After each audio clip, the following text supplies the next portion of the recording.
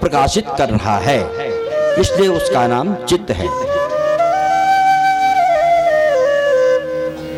बोले तो हम कैसे अनुभव करें कि वह प्रकाश स्वरूप है, सबको अपना प्रकाश दे रहा है, सबको प्रकाशित कर रहा है, हम कैसे समझें? बोले आपको जब ये संसार असत लगने लगेगा और उसके प्रकाश से आपका जो ज्ञान है वह प्रकाशित जब होने लगेगा तो आपको आनंद की अनुभूति होने लगेगी,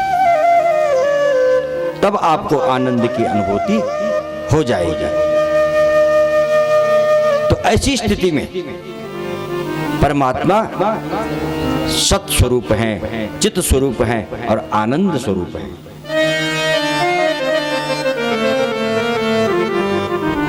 बोलिए भागवत भगवान की जय।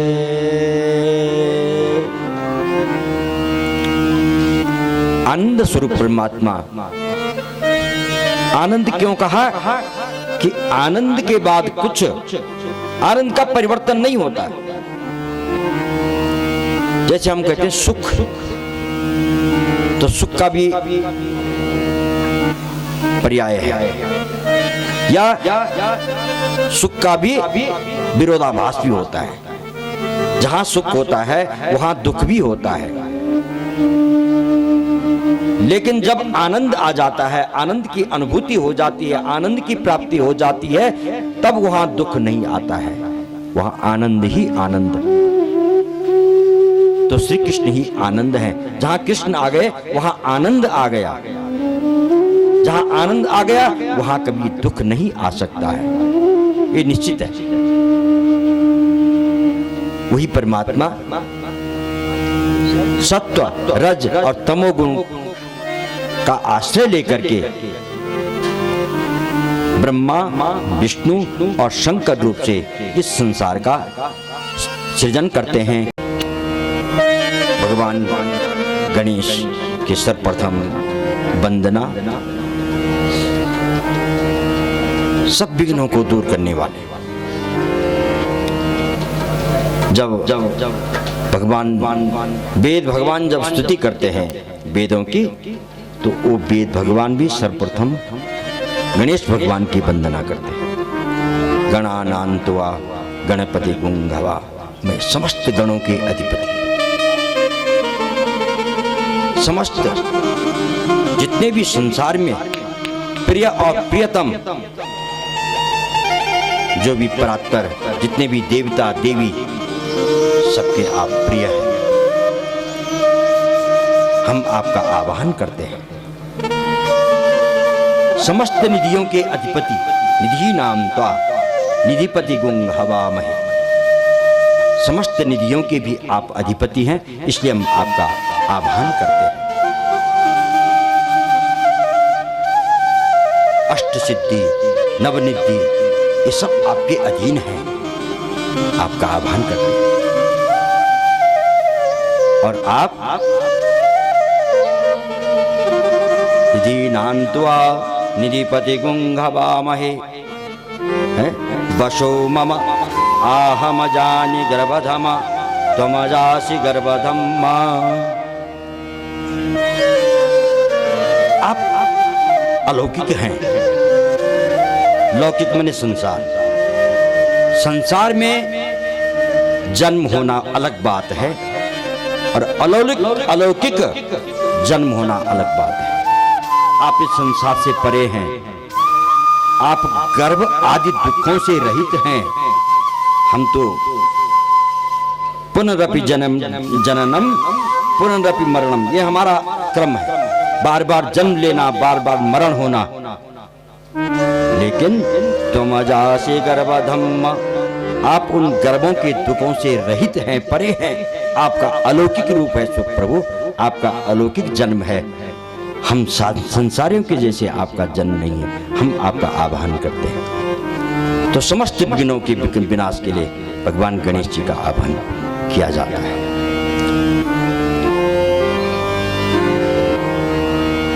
ऐसे हमारे गणनाथ भगवान जी। तब क्या होता है? बोले दैहिक दैविक भौतिक तापा, दैहिक देह संबंधी, शरीर से संबंधी जो ताप है, कष्ट है, बीमारी है, रोग है, ये सब दैहिक ताप है। और दैव कोप से, प्रकोप से जो कष्ट मिलता है वो दैविक ताप है। वज्रपात होना, अचानक कोई अकस्मात कोई घटना घट जाना, ये दैविक ताप। और भौतिक माने प्राणियों के द्वारा, बिल्ली ने चूहे को मार दिया, इसी से समझ जाइए। सांप ने काट दिया, शेर ने खा दिया, भालू ने दबोच दिया, ये भूत है ना, हिंसक जंतु है। ये सब भौतिक ताप है। प्राणियों के द्वारा मिलने वाला जो ताप है उसको कहते हैं भौतिक ताप। लेकिन जहां भगवान की कृपा होती है, जहां भगवान श्री कृष्ण का चिंतन होता है, मनन होता है, वहां ये तीनों ताप हट जाते हैं। वहां ये तीनों तापत्रय विनाशाय, तीनों तापों का निवारण हो जाता है। हाँ, वहां कोई ताप नहीं, कोई कष्ट नहीं। तापत्रय विनाशाय श्री कृष्णाय वयम नमः। हम आप सब भगवान श्री कृष्ण को प्रणाम करते हैं। ऐसी क्या विशेषता है उनमें कि हम सब कुछ छोड़ करके और उन्हीं को प्रणाम किए करें। बोले श्री कृष्ण कोई सामान्य बात नहीं, वो तो साक्षात प्रेम तत्व है।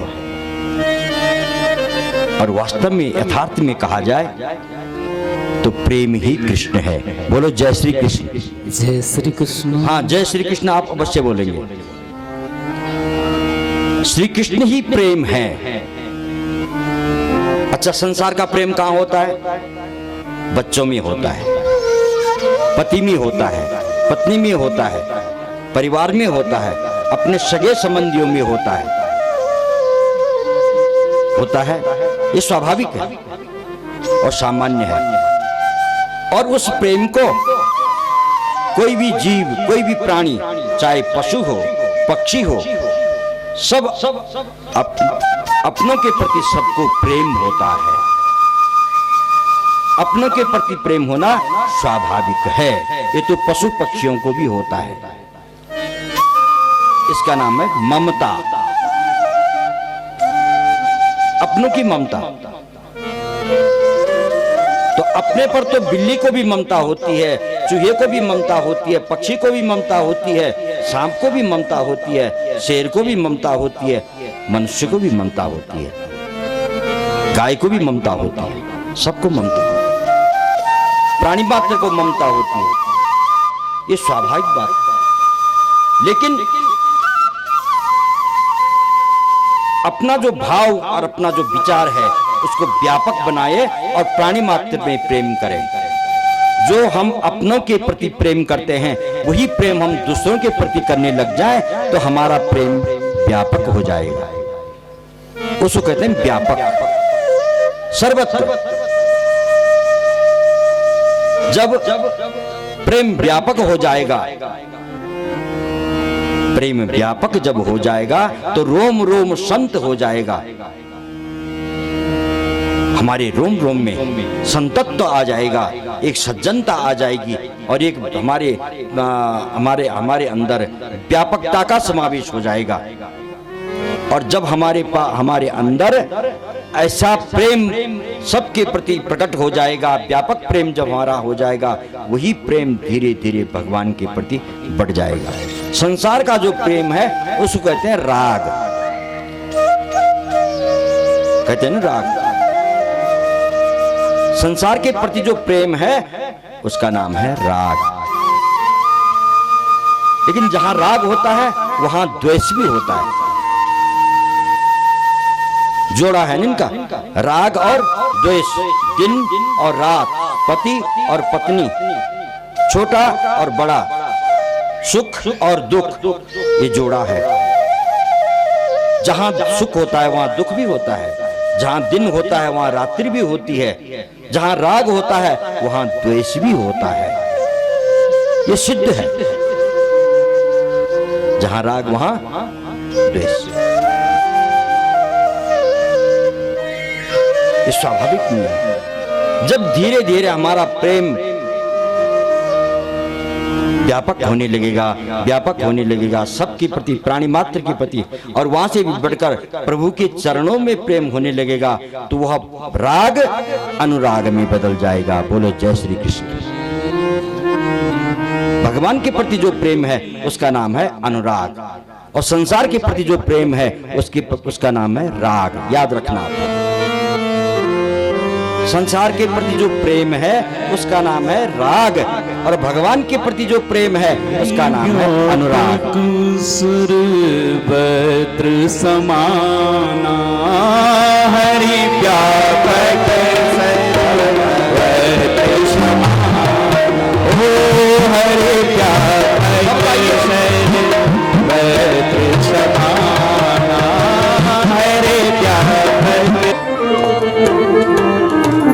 और ये अनुराग जब भगवान ने के प्रति हमारा होता है तो भगवान कहता है सुनो, अभी आप दुविधा में हैं, कभी आप पीछे हट जाते हैं, कभी आप आगे बढ़ते हैं, कभी मेरी तरफ बढ़ते हैं, फिर आप नहीं यहाँ कुछ नहीं, ये तो निरस है।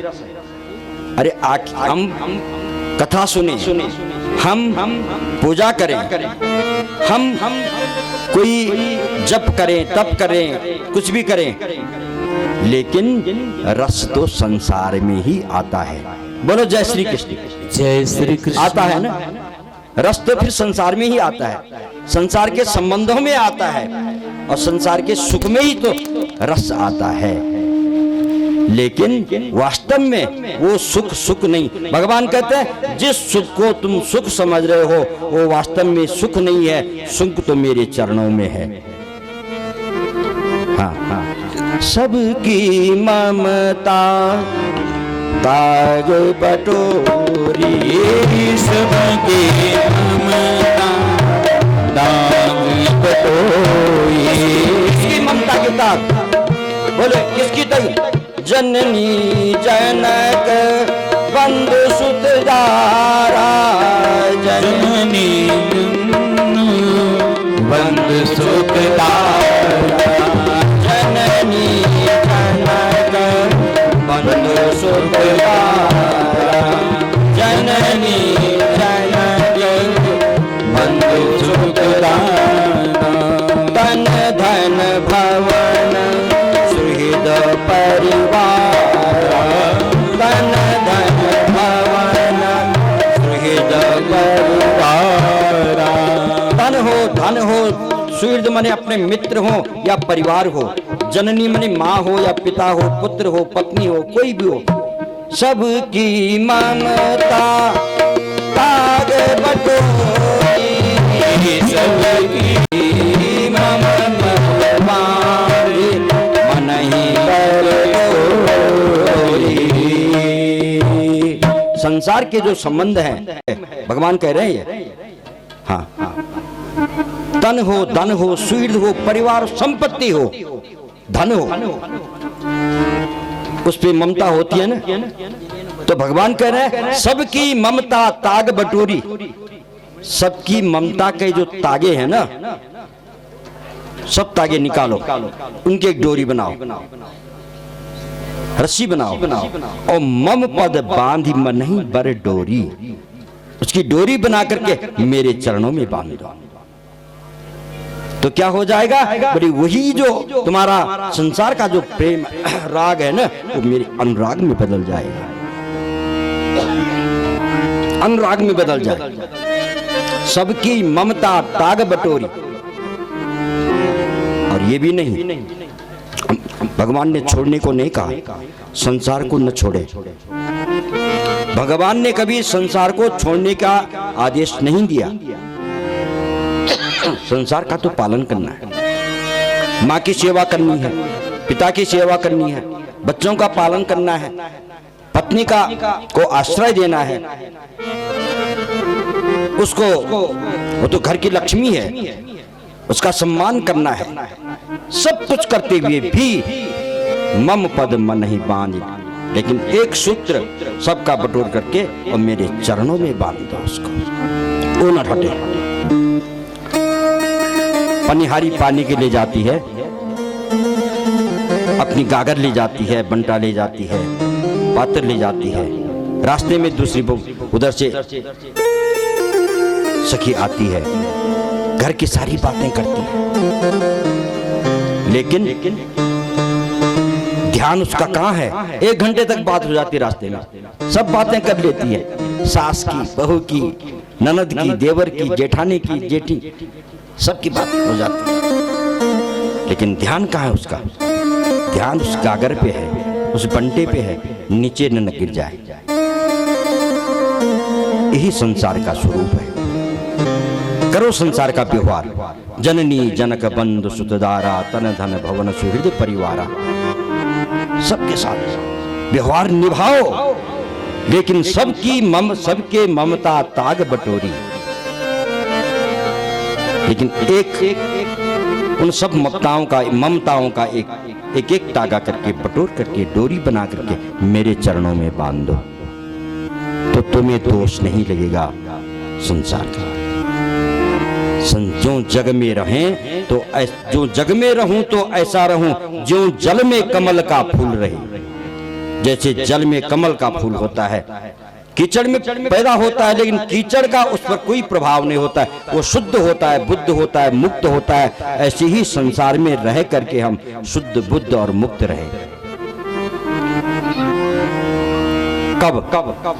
जब हम अपने ममता का तागा भगवान के चरणों में बांध दें। बोलो जय श्री कृष्ण। ये संसार का स्वरूप है। श्री कृष्णाय वयं नमः। इसलिए हम सब भगवान को प्रणाम करते हैं। हम कोई भी संसार का व्यवहार निभाएं, लेकिन भगवान के प्रति जो हमारा मन का जो की डोरी है, मन का जो संबंध है, वो कनेक्शन भगवान से जुड़ा रहे। काम आप कुछ भी करो, संसार का व्यवहार निभाओ, लेकिन मन का कनेक्शन वहां होना चाहिए। मन का कनेक्शन यहां होना चाहिए, भगवान के प्रति होना चाहिए, भागवत के प्रति होना चाहिए, सत्संग के प्रति होना चाहिए, सत्संग के प्रति हो। हम इस सत्संग को कोई सामान्य बात न समझें, ये बहुत बड़ी बात है। यही हमारे जीवन को, खाना सोना मात्र यही हमारा उद्देश्य नहीं है। जीवन का उद्देश्य खाना सोना और जीवन की आवश्यकताओं को पूरा करना, यही मात्र जीवन का उद्देश्य नहीं है। जीवन का उद्देश्य तो बहुत बड़ा है, और वो कैसे पूरा होगा? वह गुरुओं के चरणों में बैठ करके। देखिए, आपके कुल पुरोहित जी श्री माहेश्वर प्रसाद दास जी, मैं पहले भूल गया था, प्रणाम है आपको। आप तो कुल गुरु वशिष्ठ कुल पूज्य हमारे, तिनकी कृपा धनुज संगारे। सब कुछ गुरु जी की कृपा से, बहुत बड़ी महिमा। तो गुरुओं के चरणों की सन्निधि में बैठ करके जीवन के उद्देश्य को जाना जा सकता है। हम कौन हैं, हम कहां से आए हैं, हम क्यों आए हैं, और हमको कहां जाना है, हमारा क्या उद्देश्य है जीवन का, ये गुरुओं के चरणों में बैठ करके, उनकी सन्निधि में आकर के जाना जा सकता है।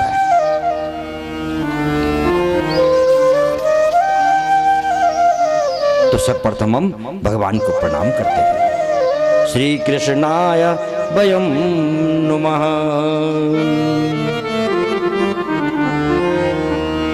नैमिषे सूतमासीनम् अभिवाद्य महामतिं कथामृतरसास्वाद कुशलः शौनको ब्रवीत्। ये श्रीमद् भागवत की कथा कैसे प्रकट हुई, कहां से प्रकट हुई? ये नैमिषारण्य में 88,000 ऋषि लोग सूत जी से प्रश्न करते हैं। सूत जी क्या है? महामति। देखो, समाज में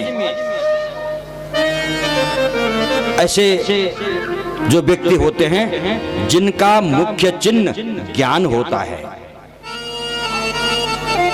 वो समाज के शीर्ष कहे जाते हैं।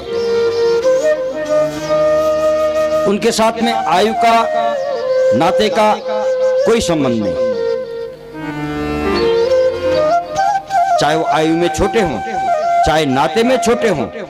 यदि उनके पास ज्ञान है, वो ज्ञान के कारण वो समाज के शीर्ष स्थान गिने जाते हैं, श्रेष्ठ पुरुष होते हैं वो।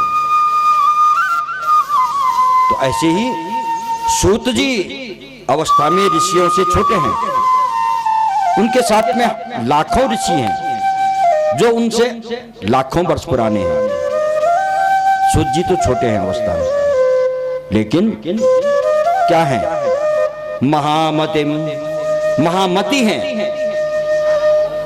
आगे वर्णन आएगा। मति 4 प्रकार की होती है और उनमें सर्वश्रेष्ठ मति है महामति। तो ज्ञान को ही महामति कहा जाता है। ऐसे ज्ञान सूत जी हैं जो महामति हैं, और 88,000 ऋषि लोग ऐसे महामति सूत जी को व्यासासन पर विराजमान करके, महाराज आप आयु नहीं, आयु वृद्धा बल वृद्धा धन वृद्धा तथैव च ते सर्वे ज्ञान वृद्धाश्च किंकराः शिष्य किंकराः।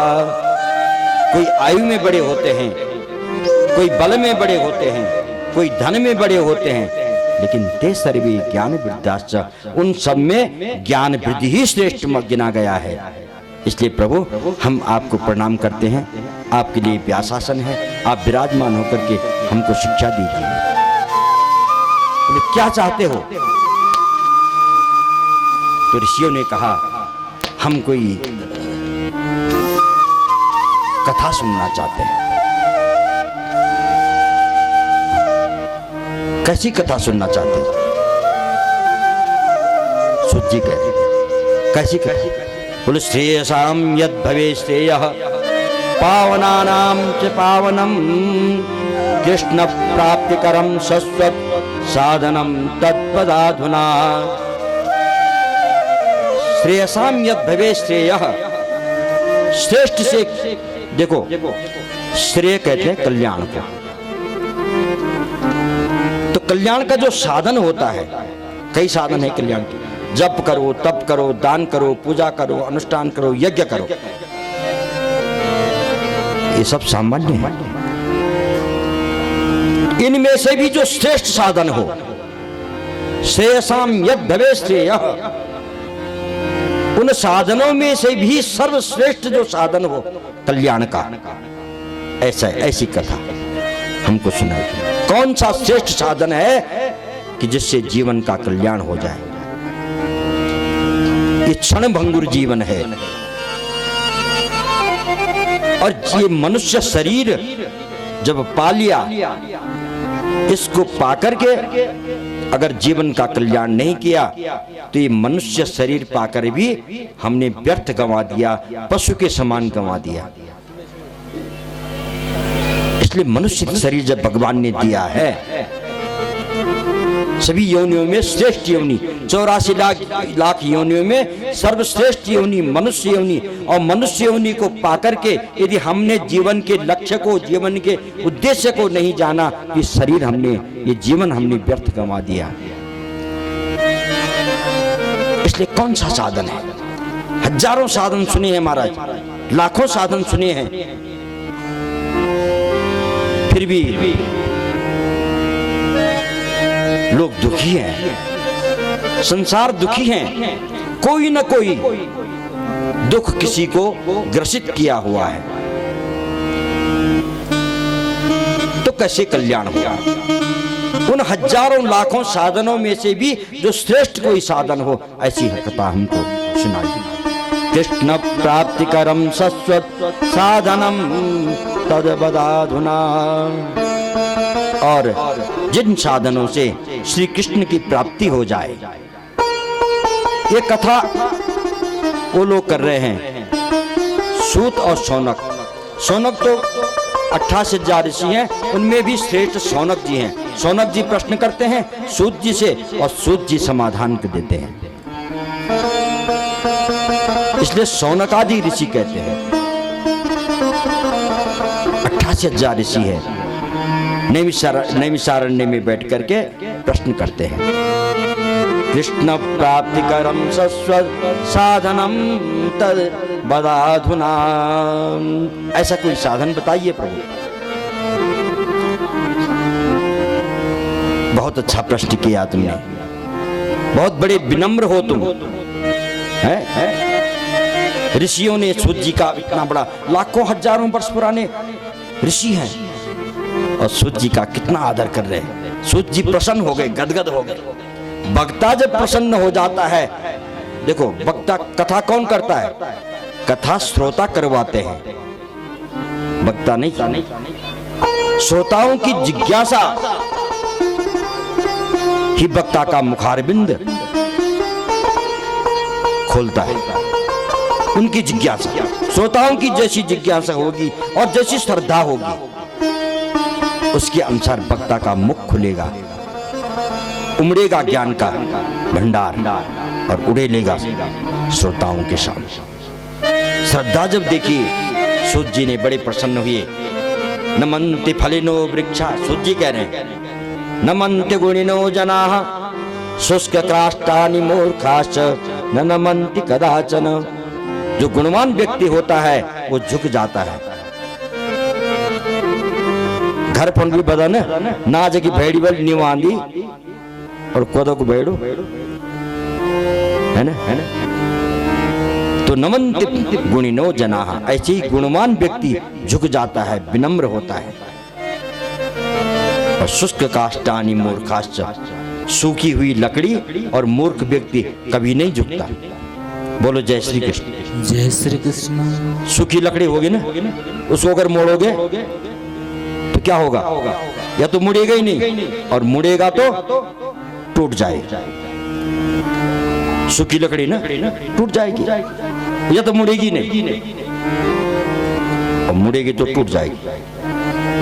शुष्क काष्ठानि माने सूखी लकड़ी, और मूर्खाश्च, और मूर्ख व्यक्ति कभी झुकता नहीं है, अपने को ही बड़ा समझता है, अपने को ही महान समझता है। न नमन्ति कदाचन नमन्ति गुणि फलिनो वृक्षा, और जिस पेड़ में फल लगे हुए हैं ना, वो पेड़ झुक जाता है, झुकता है ना, झुकता है। ऐसे जिस व्यक्ति में गुण है, गुण वाला व्यक्ति झुक जाता है, माने विनम्र होता है। झुकने का मतलब क्या है?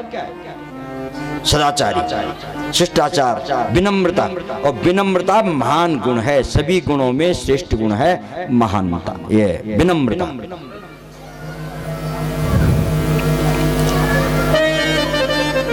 तो सूत जी ने सबका साधुवाद किया और कहा तुमने बहुत सुंदर प्रश्न किया कि संसार में सबसे बड़ा साधन कल्याण करने का क्या है, एक, और दूसरा कृष्ण प्राप्ति कर्म शाश्वत, भगवान श्री कृष्ण की प्राप्ति हो ऐसा कौन सा श्रेष्ठ साधन है। तो कथा तो वहां नैमिषारण्य में हो रही थी, और उनके माध्यम से ये कथा उन्होंने हमारे लिए कही है, ये हमारे लिए है कथा। उनको ज्ञान की कमी नहीं थी, वो तो स्वयं ऋषि थे, और ऋषि माने होता ज्ञान। ऋषयः मंत्र द्रष्टारः, ऋषि का मतलब ज्ञान होना, तो स्वयं ज्ञानी थे, आवश्यकता नहीं थी। संसार के हित के लिए उन्होंने सब ये काम किया है, हमारे लिए ज्ञान दिया है, ये कथाएं हमारे लिए की हैं। अरे संसारियों, कुछ भी तुम इधर ध्यान दोगे कथाओं की तरफ, भगवान के चरणों की तरफ, तो तुम्हारा कल्याण हो जाएगा, नहीं तो कल्याण होने वाला नहीं। हमारे लिए उन्होंने शास्त्र बनाए हैं, हमको दिए हैं, और हम उनको न पढ़े न सुने। सुनो, देखो सुनना पहली भक्ति है, श्रवणम आगे वर्णन आएगा नवदा भक्ति का जब, तो पहली भक्ति है श्रवणम, सुनना। सुनो, आपको कुछ नहीं करना है, आपको केवल श्रद्धा पूर्वक बैठ करके श्रवण करना है, बहुत बड़ी भक्ति है। और श्रवण भक्ति जब आ गई, सुनने की जब जिज्ञासा हो गई और सुनने का जब चस्का हो गया, तो नौ भक्ति सिद्ध हो जाती है। बोलो जय श्री कृष्ण। जय श्री कृष्ण। ध्यान देना, सुनने की ही आदत डाल दोगे तो नौ की नौ भक्ति, भक्ति नौ प्रकार की होती है। और पहली भक्ति है श्रवणम, सुनना, कथा को सुनना। अगर आप श्रद्धा पूर्वक ये पहली भक्ति को अपना लेते हो तो आपको नौ भक्ति सिद्ध हो सकती है। इसलिए सुनो, सुनना चाहिए। जो घरों में बैठे हुए हैं उनको आना चाहिए। ये कथा हमारी है। हाँ, अपने लिए आओ, किसी के लिए नहीं, क्योंकि ये कथा हर व्यक्ति की है। अपने में ही घटाओ। ये कथा हमारे लिए हो रही है, मैं समझूं मेरे लिए हो रही है, आप समझे मेरे लिए हो रही है, तो सबका कल्याण हो जाएगा। इसलिए अपने आप के लिए आइए और कथा का श्रवण करें, घरों में न बैठे रहें। ये संयोग भी तो कभी मिलता है, सामान्य नहीं है। 2-4 दिन काम का हट जाओ तो होने दो, कोई बात नहीं। जीवन भर काम ही करना है, किया है, करते आए हैं, हाथ आखिर कुछ नहीं लगना है। और अगर कथा का श्रवण करोगे, उसके अनुसार आचरण करोगे तो कुछ न कुछ लेके जाओगे, अन्यथा तो खाली हाथ जाना है सबको। तो श्रेयसाम यद भवे श्रेयः पावनानां च पावनम कृष्ण प्राप्तिकरम शश्वत साधनम तद्वदाधुना। ऐसी कथा सर्व जितने भी लाखों साधन हैं कल्याण के, उन लाखों साधनों में भी सर्वश्रेष्ठ साधन हो ऐसा साधन हमें बताइए। सूर्य जी ने कहा, ऋषियों आप लोग कितने विनम्र हैं, मैं बहुत प्रसन्न हुआ आप लोगों की विनम्रता को देख करके। अब मैं भगवान का स्मरण करते हुए आप लोगों को बहुत सुंदर कथा बताता हूं। आपने भी ये कहा ना कि श्रेयसाम यद भवे श्रेयः, सभी साधनों में सर्वश्रेष्ठ जो साधन है कल्याण का, तो वही साधन में सर्वश्रेष्ठ साधन तुमको बताता हूं कल्याण करने का। और वो है कि काल व्याल मुख ग्रास त्रास निर्णास हेतवे श्रीमद् भागवतम शास्त्रम कलो कीरेण भाषितम। ये संसार काल रूपी अजगर के मुख में जा रहा है, सबने जाना है। और उस काल रूपी अजगर के मुख से बचाने के लिए श्री सुखदेव जी महाराज ने एक मंत्र फूंका है, और वह है श्रीमद् भागवत। देखो, सर्प दंशन जिसको होता है, सर्प जिसको दंश देता है, उसको बचाने का उपाय क्या है? बोले मंत्र। उस मंत्र से, मंत्रो सदि बुद्ध वीर्य, उसका जो विष है मंत्र और औषधि के प्रभाव से निष्फल हो जाता है, समाप्त हो जाता है। इसलिए ऐसा मंत्र सुखदेव जी भगवान ने दिया है संसार के लिए, है वह है श्रीमद् भागवतम शास्त्रम। श्रीमद् भागवत, तो श्रीमद् भागवत जो शास्त्र है, उसकी जो कथा है, वो सभी साधनों में श्रेष्ठ साधन है, सबके कल्याण के लिए। इसलिए मैं उसका वर्णन करता हूं। सामान्य बात नहीं है श्रीमद् भागवत की कथा।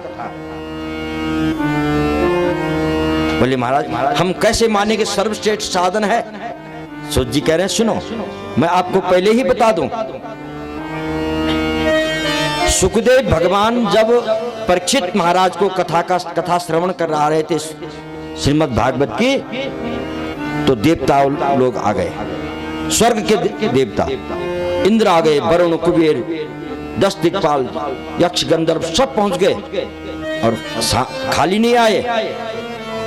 इंद्र ने एक अमृत का कलश ले आया। कौन सा अमृत? समुद्र मंथन से जो अमृत निकला था, अब कितनी मेहनत से निकला था, कितने बड़े उपाय करके निकला था। सामान्य काम से, सामान्य परिश्रम से अमृत की उत्पत्ति नहीं हुई है, बहुत बड़ी परिश्रम से। स्वयं भगवान ने जब चाहा और भगवान ने जब स्वयं संघर्ष किया, तब वो अमृत समुद्र से निकला। वो अमृत देवताओं के पास रखा हुआ है। अब देवताओं ने जब देखा कि मृत्युलोक में सुखदेव जी महाराज परीक्षित को कथा का श्रवण करा रहे हैं, तो हम भी कथा का श्रवण करें, ये उन्होंने विचार किया। लेकिन कुछ भेंट तो ले जाए, हम कथा श्रवण के लिए आए हैं तो कुछ न कुछ भेंट तो ला रहे हैं। चावल ला रहे हैं, आटा ला रहे हैं, दक्षिणा ला रहे हैं, पैसा ला रहे हैं, जो भी है, जो हमसे संभव हो भेंट जरूर ला रहे हैं। देखो वो भेंट क्या चीज है, वो श्रद्धा सुमन है। बोलो जय श्री कृष्ण। जय श्री कृष्ण। हमारे आचार्य जी रास्ते में सुबह कह रहे थे आप लोगों को कि रिक्त पाणिर न सेवेयुः राजानम दैवताम गुरुम। किसी राजा के पास जाना हो, या मंदिर में जाना हो, या गुरु के पास जाना हो, या कथा का श्रवण करना हो, रिक्त पाणिर न सेवेयुः, खाली हाथ नहीं जाना चाहिए। कुछ न कुछ भेंट जरूर ले जाए, वही श्रद्धा सुमन है। तो देवताओं ने सोचा हम कथा श्रवण के लिए जा रहे हैं तो खाली क्यों जाएं, और हम तो देवता हैं, स्वर्ग के वासी देवता हैं। हम हमारे जो सबसे महत्वपूर्ण, हमारे स्वर्ग की जो सबसे महत्वपूर्ण वस्तु है, हाँ, चाहे वो कामधेनु हो, चाहे वो चिंतामणि हो, चाहे वो कल्प वृक्ष हो, उनसे भी सबसे श्रेष्ठ, सबसे बढ़कर है अमृत। समुद्र मंथन से जो अमृत निकला था वो अमृत है हमारे पास। इस अमृत को ले जाते हैं और वहां जाकर के अमृत परीक्षित को पिला देंगे और हम कथा अमृत का पान करेंगे। बोलो जय श्री कृष्ण। ध्यान देना, क्या ले जाए? अमृत। और अमृत के बदले क्या करेंगे? कथा अमृत का पान करें। इसको भी अमृत कहते हैं, कथा अमृत। इसका नाम है कथा अमृत। इसलिए तो कहते हैं पियो। कथा को सुना नहीं जाता, कथा को पिया जाता है। तो सुनना क्या हुआ, पीना क्या हुआ? देखो किसी व्यक्ति ने 2 मूर्तियां खरीदी पीतल की या सोने की, 2 मूर्ति खरीदी। गया स्वर्णकार के पास, ये मूर्ति कितने की है? बोले एक 5 रुपए की है और एक 500 की है।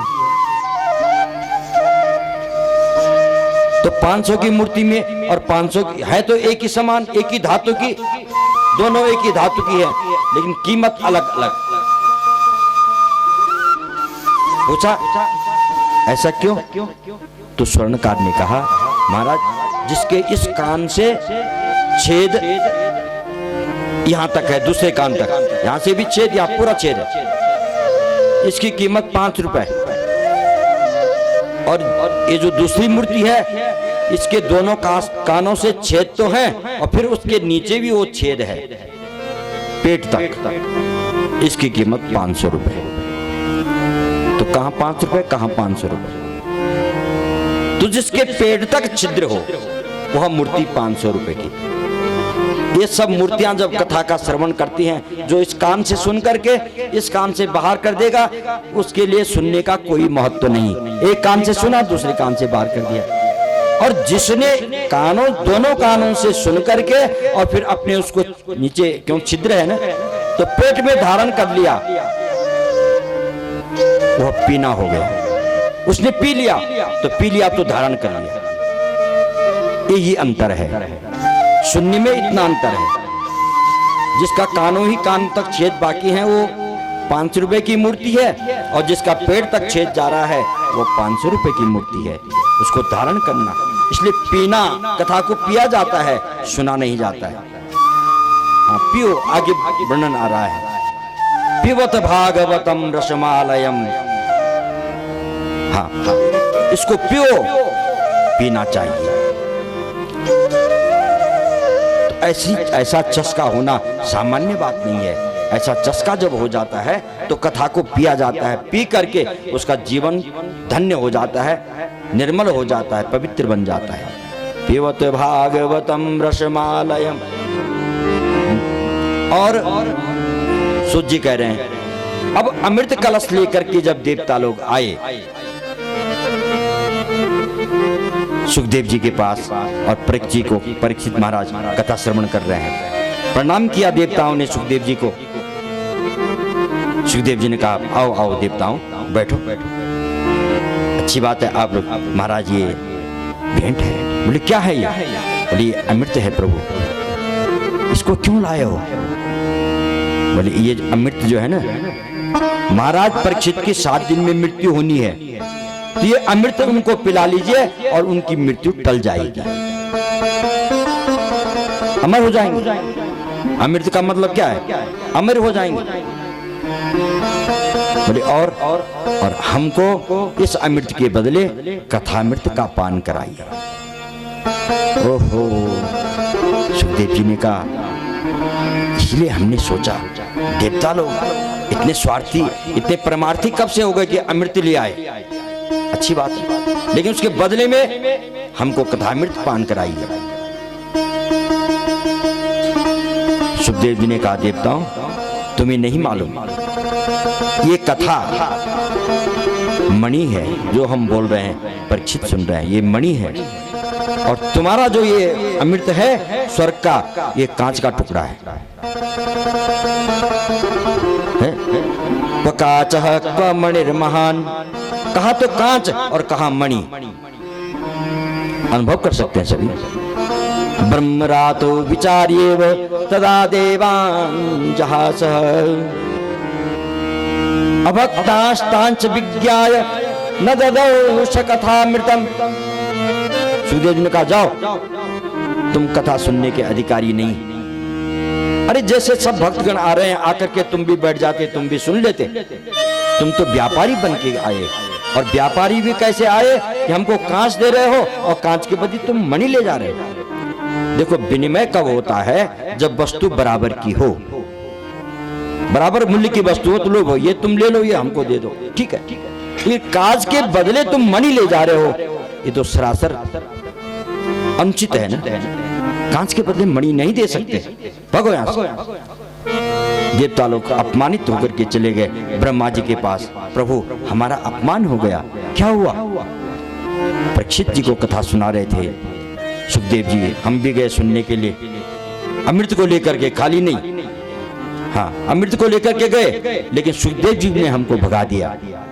अच्छा, तो ब्रह्मा जी ने कहा देवताओं सुनो, देखो 7 दिन का परिणाम देखें पहले क्या होगा। परीक्षित तो 7 दिन तक सुनेंगे ना, तो 7 दिन का परिणाम देखते हैं क्या होगा। इसलिए कथा का महत्व बताया गया है, कथा का महत्व बताया गया। तो क्या किया जाए?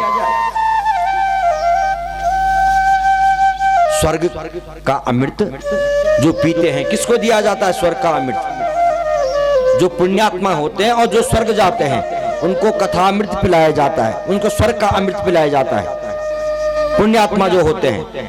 लेकिन ये कथा अमृत, ये तुलना है एक कथा अमृत में और स्वर्ग के अमृत में।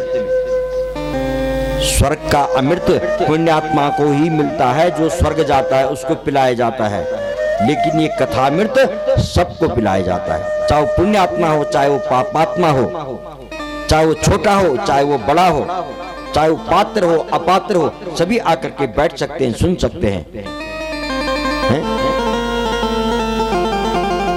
ये कथामृत इतना उदार है, इतनी उदारता है इसके अंदर। और जो स्वर्ग का अमृत पान करते हैं तो उनके गले में एक माला डाल दी जाती है। तो जब तक वो माला हरी रहती है तब तक वो स्वर्ग में बैठे रहते हैं, आनंद का उपभोग करते हैं। लेकिन धीरे धीरे धीरे धीरे वो माला सूखने जब लगती है उनकी चिंता बढ़ जाती है, और जब माला एकदम सूख जाती है तो फिर उनका पतन हो जाता है, यही मृत्युलोक में आते हैं। शोक मोह भया, उनका शोक मोह और भय बढ़ने लगता है। किंतु जो कथामृत का पान करते हैं, है ना, यस्याम वै श्रूयमाणायाम कृष्णे परम पुरुषे सक भक्ति रुत्पद्यते पुंसः शोक मोह भयापह। भगवान कृष्ण की जो कथा है वो शोक और मोह और भय को दूर कर देती है और भगवत धाम की प्राप्ति करा देती है। बोलो जय श्री कृष्ण। ये अंतर है उस कथामृत में, उस स्वर्ग के अमृत में और यहाँ की इस कथा के अमृत में। उस स्वर्ग के अमृत से भी अनंत अनंत गुना प्रभाव वाला, महत्व वाला है ये कथामृत। इसलिए इस कथा को सुनना चाहिए, इसके रसिक होने चाहिए।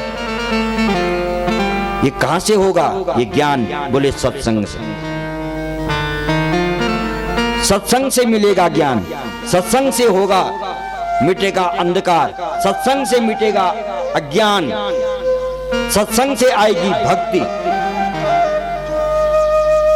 और जब तक भक्ति उत्पन्न नहीं हुई तब तक आप उसमें प्रवेश नहीं कर सकते। भक्ति का होना जरूरी है। अब आगे भक्ति और ज्ञान वैराग्य का प्रसंग आ रहा है। उससे पहले हम एक भगवान का नाम संकीर्तन करें और भी सत्संग के लिए।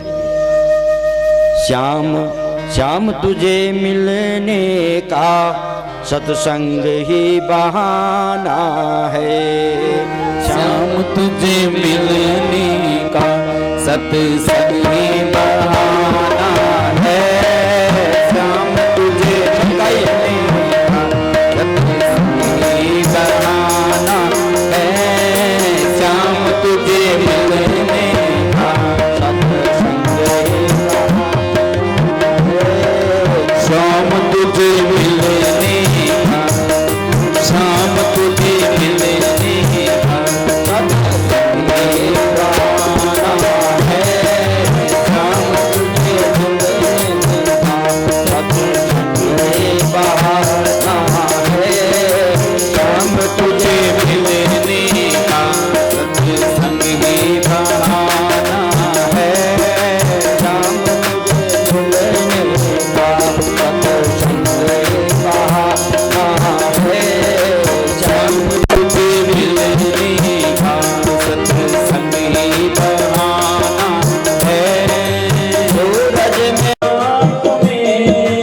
गंगा में पाया है। सूरज में ढूंढा तुझे गंगा में पाया है। सूरज में ढूंढा तुम्हें गंगा में पाया है। इल्म सिखाया मेरे श्याम का ठिकाना है। इल्म सिखाया मेरे श्याम का ठिकाना है। इल्म सिखाया श्याम का ठिकाना है। इल्म सिखाया मेरे श्याम का ठिकाना है। इल्म सिखाया मेरे श्याम का ठिकाना है। इल्म सिखाया मेरे श्याम का ठिकाना